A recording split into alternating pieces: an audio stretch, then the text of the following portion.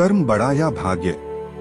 इस दुनिया में कर्म को मानने वाले लोग कहते हैं भाग्य कुछ नहीं होता, और भाग्यवादी लोग कहते हैं किस्मत में जो कुछ लिखा होगा वही होकर रहेगा। यानी इंसान कर्म और भाग्य इन दो बिंदुओं की धुरी पर घूमता रहता है और एक दिन इस जग को अलविदा कहकर चला जाता है। भाग्य और कर्म को अच्छे से समझने के लिए पुराणों में एक कहानी का उल्लेख मिलता है। एक बार देवर्षि नारद जी बैकुंठ धाम गए। वहाँ उन्होंने भगवान विष्णु का नमन किया। नारद जी ने श्रीहरि से कहा, प्रभु, पृथ्वी पर अब आपका प्रभाव कम हो रहा है। धर्म पर चलने वालों को कोई अच्छा फल नहीं मिल रहा। जो पाप कर रहे हैं उनका भला हो रहा है।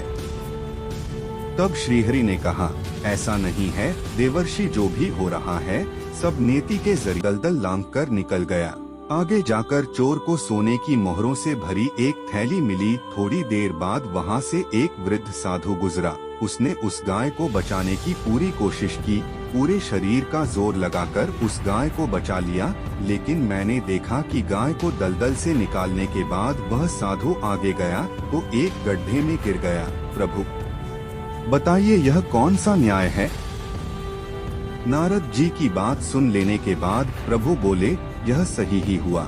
जो चोर गाय पर पैर रखकर भाग गया था उसकी किस्मत में तो एक खजाना था, लेकिन उसके इस पाप के कारण उसे केवल कुछ मोहरें ही मिली।